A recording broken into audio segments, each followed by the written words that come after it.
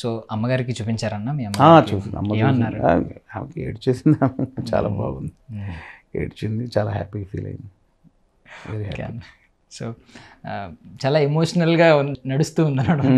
So ఇదే టైంలో కష్టాల గురించి కూడా మాట్లాడుకుందాం. ఈ సినిమాకి పడ్డ కష్టాలు.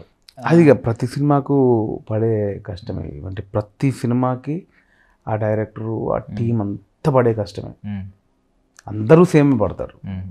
అందరూ అంటే కష్టం అదంతా సేమే ఉంటుంది. అది సినిమా అంటేనే అది బ్రో. సో ఫస్ట్ సినిమా తీశారు, చాలా కష్టపడ్డారు, మీ కళ లాస్ట్కి బయటకు వచ్చింది, అందరూ మిమ్మల్ని చాలా పొగుడుతూ ఉన్నారు. సో ఈ టైంలో ఒకరు వచ్చి ఈ కథ నాది అని ఇలాంటివి విన్నప్పుడు ఎలా అనిపిస్తుంది అన్న? అసలు బేసిక్గా నాకు ఆయన అమాయకత్వం మీద నాకు జాలేచింది, ఆయన సతీష్ గారు అనే వ్యక్తి మీద. ఫస్ట్ ఆఫ్ ఆల్ కథ ఏది కాదో ఆయనకు తెలియదు.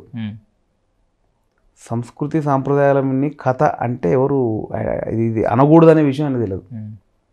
ఇది తెలంగాణ సాంప్రదాయం, సంస్కృతి, ఇది నా హక్కు కాదు, నేను రాసింది అని అంటే బయట తప్పంటారనే విషయం కూడా ఆయనకు తెలియదు. ఇప్పుడు కథ అంటే ఏంటి, నీ స్క్రీన్ ప్లే ఏంటి, నా స్క్రీన్ ప్లే ఏంటి, నీ క్యారెక్టరేషన్ ఏంటి, నా క్యారెక్టరేషన్, నీ డ్రైవ్ ఏంటి, నా డ్రైవ్ ఏంటి, నీ క్లైమాక్స్ ఏంటి, నా క్లైమాక్స్ ఏంటి, వీటిని అంటారు. ఐడియా అని ఎవరు కథ అన్నారు. ఫస్ట్ ఆఫ్ ఆల్ ఐడియా అనేది, ఇప్పుడు నీ మనసులో ఒక ఐడియా ఉంది, నా ఐడియాని అతను దొబ్బేసి అంటే కుదరదు. ఐడియా నువ్వు ఎట్లా ప్రజెంట్ చేసావు అనేది ఇంపార్టెంట్. ఐడియా నువ్వు ప్రజెంట్ చేసి ఆ ప్రజెంట్ చేసిన ఐడియాని పట్టుకుంటే, ఐడియాని ఎవరు కాపీ చేస్తారంటే కుదరదు, ఒప్పుకోరు. ఇతను ఐడియా కూడా కాదు, ఎక్కువ సాంప్రదాయమే నాదంటున్నాడు ఆయన. అండ్ ఈవెన్ మీరు చెప్పారు కూడా ఏమనంటే అందులో కాకి ముట్టకపోవడానికి రీజన్ పక్షులు లేవు, పక్షులు అంతరించిపోతున్నాయని సంథింగ్ రీజన్. ఇప్పుడు మీరు చెప్పేది కంప్లీట్ వేరు. ఇప్పుడు మీ ఇంట్లో మీ తాతయ్య కానీ కాకి ముట్టలు మీకు తెలుసా? తెలుసు. మీకు తెలుసు కదా బ్రదర్, మీకు తెలుసు కదా బ్రదర్. ఇప్పుడు నువ్వు రాసింది ఏముందల్లా?